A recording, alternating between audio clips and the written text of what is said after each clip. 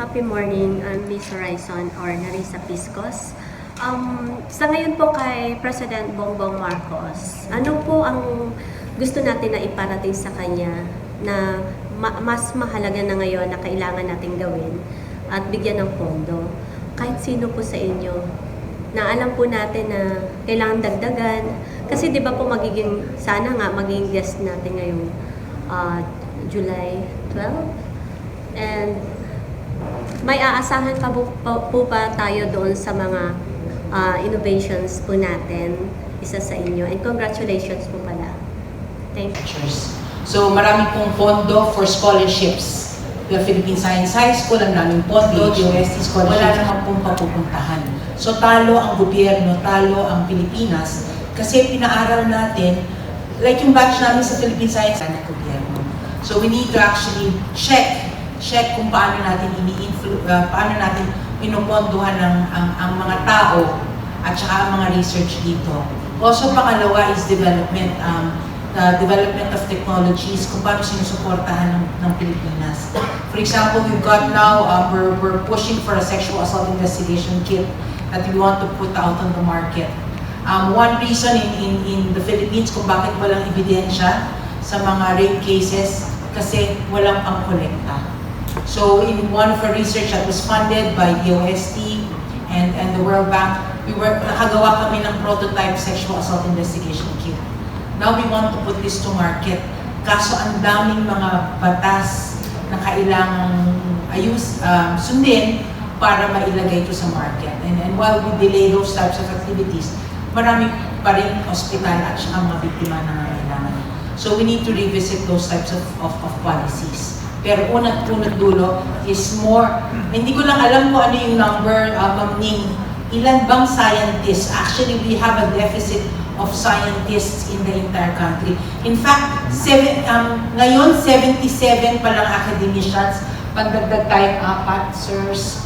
So magiging 81 scientists in the entire, in the Philippines.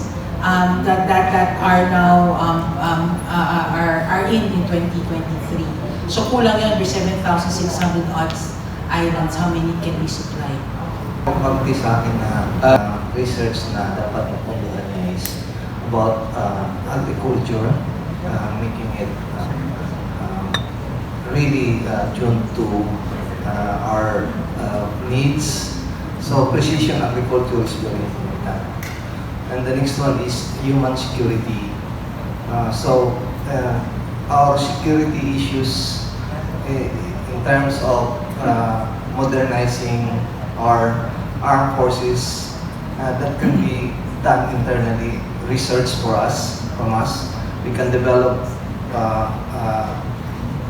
arms, we can develop that internally. So it would be good if we can have our own research for defense and human security. This is something also quite important and practical. We need to do something about procurement in the country. Once upon a time, a story,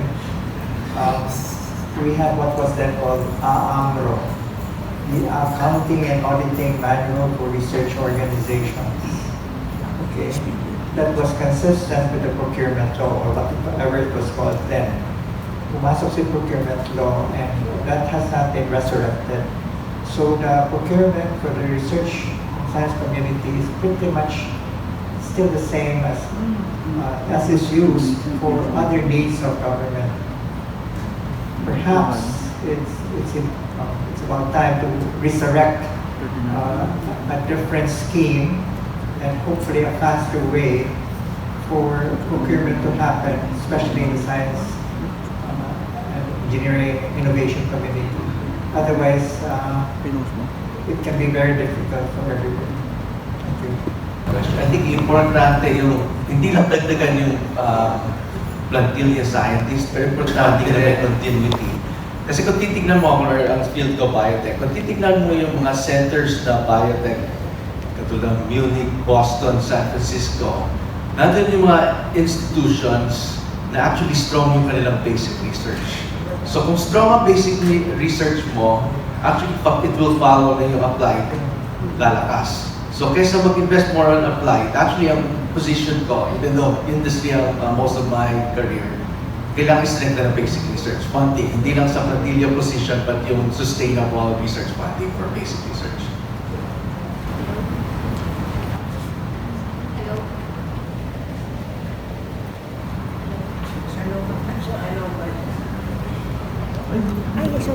Sorry. Hello, thank you po for the question. I think I would agree with answers.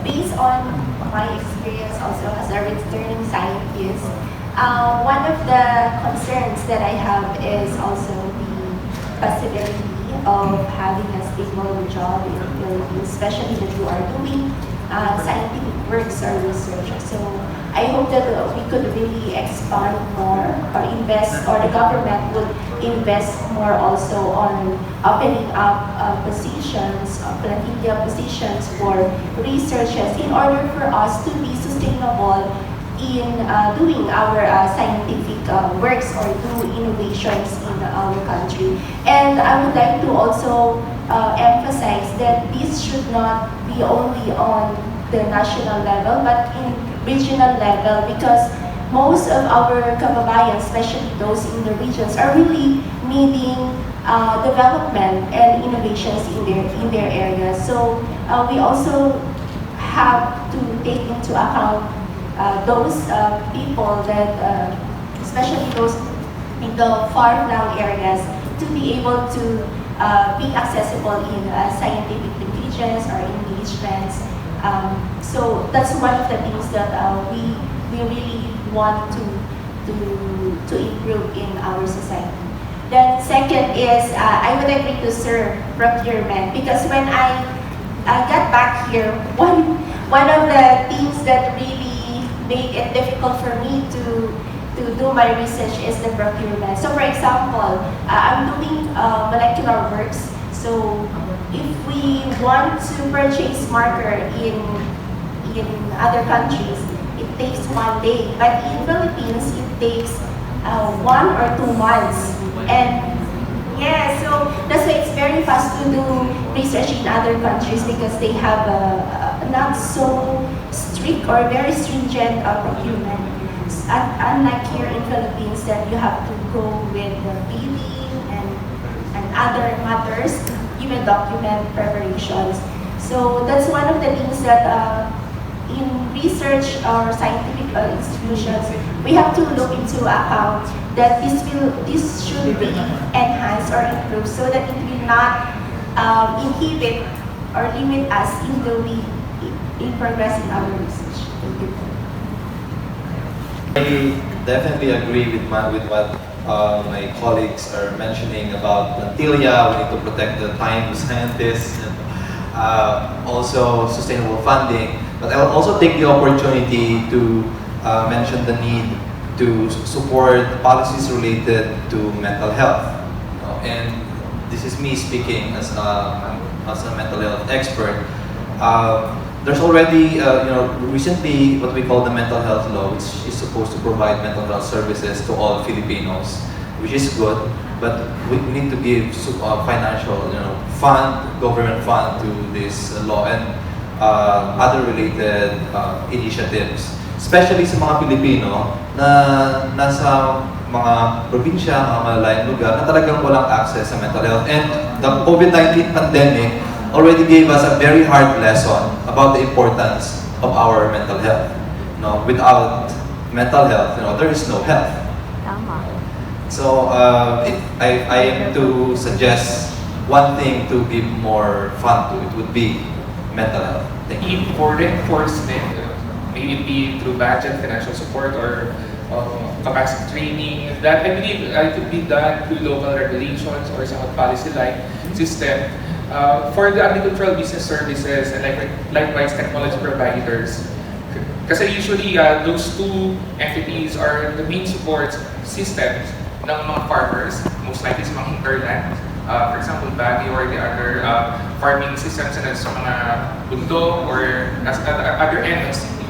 So I think mas ma-appreciate ng tao yung nation itself, even yung leadership ng isang bansa, if may mga ganun sports na mapapil nila, ma-inherit nila yung mga ganun effects? I guess, isa ko dun sa mga walang plantilla na position.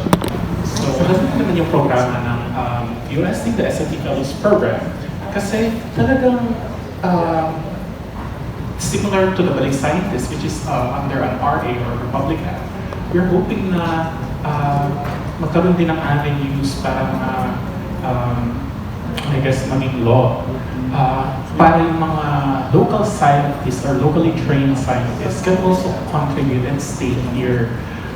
Kasi okay yung salary, pero it's, and I can give you a range, salary grade of 23, 27. Pero yun nga, it's capped. So, mayroong repercussion yun, definitely. So, I guess more policies is what I'm trying to say here. For example, yung isang project namin is on the Virology Institute of the Philippines. Naging maugong siya during the pandemic because of COVID-19. World Health Organization declared that it's kind of over, pero hindi pa rin makakapasa yung bill sa Senate. So without these enabling laws, the sustainability of these projects medyo mahirap makita. So if we look at the 8-point agenda of the President, we always try anchoring the National Harmonized Research Agenda, and being in the health sector, the Unified Health Research Agenda, we try to really align things, pero mahirap siya kasi kailangan ng maraming scientists, maraming plantilla positions.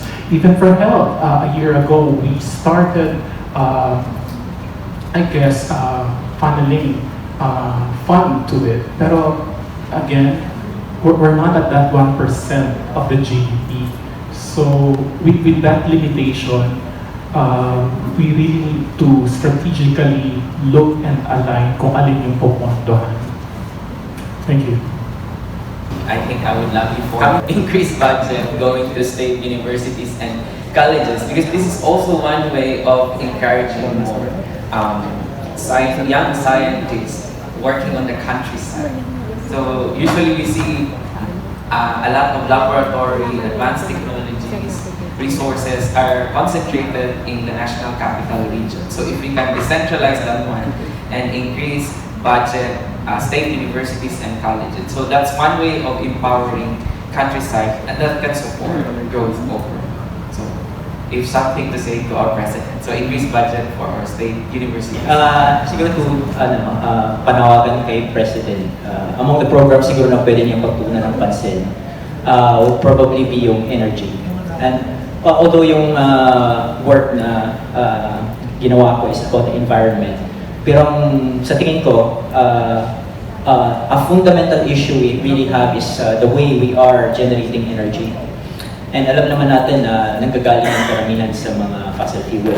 And that's what we're trying to solve. It's really about climate change, but what we're doing with how we are generating energy, yun kasi yun. And there is a very good opportunity kasi I think worldwide, well-known naman na merong consciously, I think everyone else in the world is looking into the energy transition, wherein we're going to replace fossil fuels and all these climate gas producing technologies with something cleaner. And there are maraming candidates yan. I don't need to mention. Pero isa sa mga programs na hinihead ko currently for 2 years na is the Advanced Battery Center of the Philippines. And why battery? Kasi yung isang kulang natin, if you're talking about any energy source, excluding fossil fuels, especially sa Pilipinas where we are an archipelago, we are so difficult to connect via the national grid because we are islands. And that's one of the challenges talaga natin. Kaya nga most of our economic development is centered in the NCR, in Cebu, in Davao, is because nandun yung hubs ng national grid natin. Why not decentralize it? And I'm going to borrow the term kay Sir Newton, decentralization, right? It's about the energy source. So, ibig sabihin, we have to make at least yung most populated islands in the Philippines to sustain their energy generation. They don't need to depend on the national grid. Kaya yon. But we have to have a form of storage. And that's closer to my heart din kasi physics, energy talaga yung pinag-aaralan namin. It's about trying to harness energy from whatever source that is renewable and then storing it in the battery, and the battery will actually give us power even during the nighttime or even during times when the source is really weak. So that's what I'm saying. Siguro pwedeng pagtuunan ng pansin yan kasi 6 years lang naman yung term ni President eh. What can be done within 6 years, I think, if we can keep up with 2030 kasi yung deadline talaga ng global energy transition, that's worldwide, no? Meron pang time. And that's a very good opportunity for us to get ahead. Kasi marami tayong resources na hindi lang nagagamit. In-export actually natin, pero actually pwede natin gamitin yun to our advantage. I don't need to say a lot na, pero batteries is one. So malaki yung opportunity doon. So maybe more programs that will support research that's already ongoing. I'm collaborating with UP Diliman Chemical Engineering Department on this project. So meron opportunity doon. So hopefully yun pagtuunan din ng pansin. Food production, precision agriculture will require an energy source. Yun yung titingnan natin. Baka pwede. Yun po. Short since okay na marami din na-cover, and I think I agree to all of them. So for me, maybe just to quickly summarize, especially the ones that really echo sa akin, but the items, they are really important to ensure na may good standard of living, to a certain extent, stability, yung mga scientists natin sa Pilipinas. And basic research, especially someone who's doing basic research, especially on the theory side, I always look at it as more or less a sort of like a relatively cheap long-term investment in the sense na hindi mo agad immediately makita yung application niya, but down the line in the future, for sure, you will reap the benefit. So yeah, that would be all. Alright.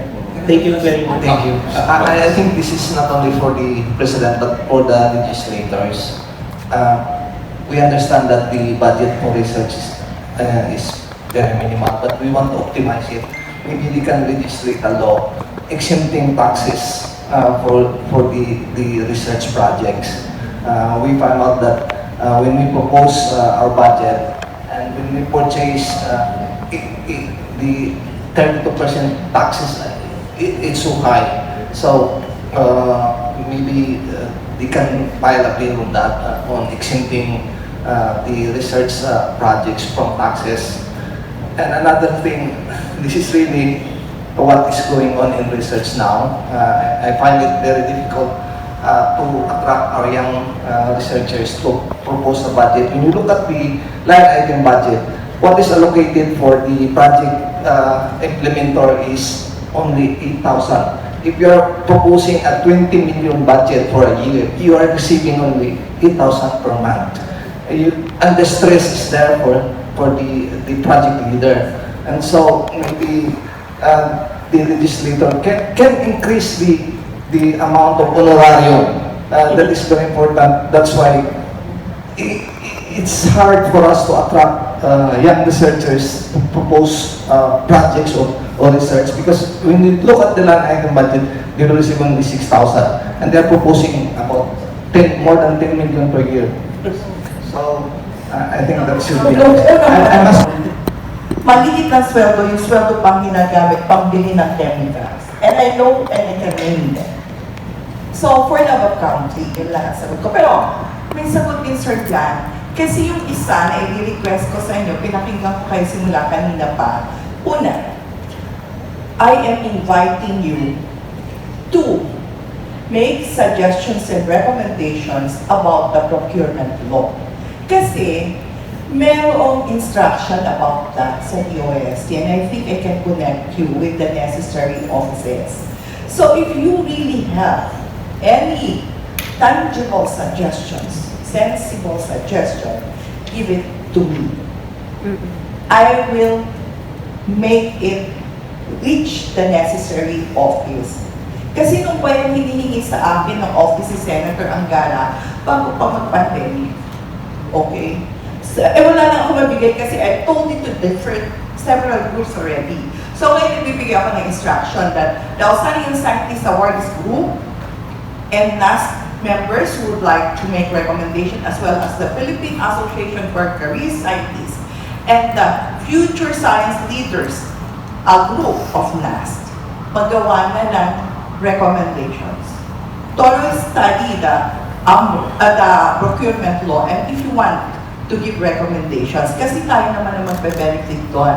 You can mention that dapat ma-revise and ma-update yung AAMRO. Sir, kasi matagal na din niyang sinuggest, panahon pa ni Secretary de la Peña. Pinagagawa na yan kay Yusek Donet. So perhaps, kung i-reiterate nyo, maalala ni Yusek Donet. The other thing is, yung source of tax, I can agree with you. Kasi yung doon sa purchasing, sa requirement, baka pwede nga isama ninyo sa recommendation. Kasi nahihirapan sa pagpasok ng mga equipment. I think yun ang naririnig ko comments. Equipment and other materials here, kahit nga donation, tapos nahihirapan pa sa customs. So I think you put that in the recommendation. Ang deadline ko doon pa. Kaya para sa inyo, July 15, deadline ko. If you want it to be there and included, kasi ako, masasabi ko general statement because hindi ko naman yung naranasan eh. Narinig ko lang. But if you, in all honesty and sincerity, can make the necessary recommendations, I am willing to help it reach the necessary office kahit simultaneously. So yun po. Now, to encourage naman yung ating mga young scientists, kanina sinasuggest storytelling. The NAST is handling the Philippine Science Heritage Center o SADILAHI, kung saan nakadisplay ni exhibit ang accomplishments ng ating mga scientists. And umiikot siya sa buong Pilipinas, bringing scientists to the young generation. Kayo po ay magkakaroon po tayo ng programang storytelling. Doon po nyo i-start yung magaganda yung istorya, encourage them. Meron pa po kasi isang program ang NAST, yung Meet Your Scientist and Scientist. Umiikot din po ito, audience naman ito, yung mga nasa elementary. Yung Heritage Center, audience niya, yung senior high. Para may career path na storytelling sila. Dito sa mga bata naman, umiikot din ito. So, parang role model doon. So, yun, nagkakaroon naman talaga ng shift, sir. Sino ba psychologist, sir? Nagkakaroon talaga ng shift in their mindset. Kasi we tried it several times, pre and post. Noong una, ang sabi ng mga bata, gusto nila maging bombero, maging sundalo, maging teacher. Pinagsalita ko si Dr. Balmaceda about mathematics, si Muji Kiwi Santos about fisheries. We bring the scientists talk about their experiences at ano kanilang ginagawa afterwards. Dr. Muji Kiwi Santos, sabi pa niya, they named an island actually. They named a fish after me. Na talaga naman meron, may proof and evidence. O, nung magkatanungan after ng event post, sabi, kung ilan yung nagpaparamihan kung ilan yung pupunta sa field ng mathematicians, ng ano, pag si Coral Ivrea din na nagsalita, madami ko natatakot sa topic niya, pero nagiging interesado dun sa field niya. Pag si Dr. Edward Huang ang nagsalita, orthopedics yun, nagdadala naman skeleton.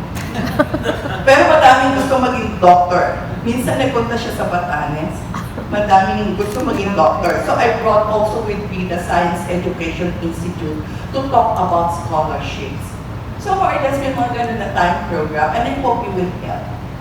Thank you. At this juncture, I will ask our awardees a 15 seconds message to the youth. Stay curious, stay passionate about your curiosity about the world, because at its core, that's what science is. So, yeah. Thank you very much. Kay Dr. Grandrep Pearl O. Juanico, our NAST Environmental Science Award. Yeah, at the end, yung nararamdaman nyo sa paligid nyo, actually, yun yung may impact yung pagiging scientist ninyo. So, always explore whatever is around you, and then gagamitin nyo yung natutunan ninyo para matulungan kung ano man yung nangyayari dito. Thank you very much, sir. Dr. Moises Neil V. Serino. Use your gifts, use your talent, explore a career in science. Dr. Albert Remus R. Rosana, Follow whatsoever is true. Dr. Ronnie S. Concepcion, If you're looking for more for your life, I'll go to science. Dr. John Jamir Benzon Aruta. Curiosity, hard work, integrity. Thank you. Dr. Nonawin L. Agustin. Pursue your passion, especially if it benefits the country. Dr. Ludovico L. Mila. Keep questioning the status quo. Dr. Gil S. Jacinto. Join marine science and see the world and the ocean. Academician Elmer Dadios. Continue learning new technologies through science and technology. And Academician Maria Corazon de Cumbre. Ang hirap mag-isip. 15 seconds. Alright, so education is for life. Passion is for service. And we love humanity, especially the humanity in the Philippines. Let's all work together to do this. Thank you very much. This is 2023, and that ends our question and answer portion. Thank you so much. Of knowledge and research into potential goods and services for the Filipino people towards sustainability and resiliency. I would like to thank all those who worked persistently to make this session of the Kapehan successful. Our panel of newly awarded NAST awardees, the new academicians, corresponding members, and our 2023 OIS awardees for participating and contributing to the advancement of science and technology in the country. DOST, STII, and PIA for their usual support to the Academy, and our media friends for finding time in your schedule to attend this important activity and in support of the awardees and the various science communication endeavors of NAST Philippines. I wish for a fruitful exchange of ideas from our media and invited guests. Once again, welcome and a pleasant morning to everyone. So, I've been in the academy